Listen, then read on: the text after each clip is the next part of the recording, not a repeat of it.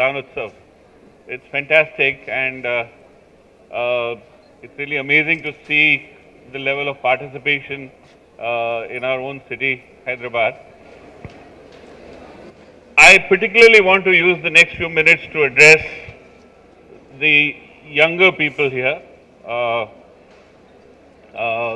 because there's a lot many more years that you will be spending dealing with how to live in this world. Uh, and I can assure you from my own 60 years experience of living in this world that lots of good things are happening and lots of things which are not good, which need fixing. And those of us who are fortunate enough to enjoy the good things that are happening should then very much participate in fixing those things, that subset of 1,000 things that are wrong with the world, which particularly appeal to you. So choose your own calling. Don't go by what your colleagues or your parents or your friends say. Choose what appeals to you. For somebody it may be taking care of animals. For somebody it may be dyslexic children. For somebody else it is maybe spirituality. Whatever it is, choose your calling and then give yourself to it. And you'll find that the reward is several times over. At least that's been my own experience.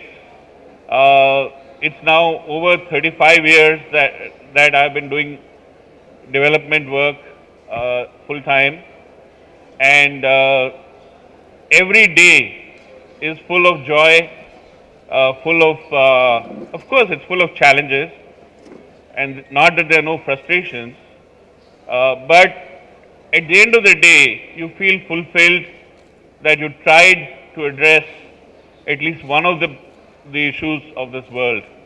In my case, I chose to work to promote livelihood for the poor, but you can choose whatever appeals to you and then work for it.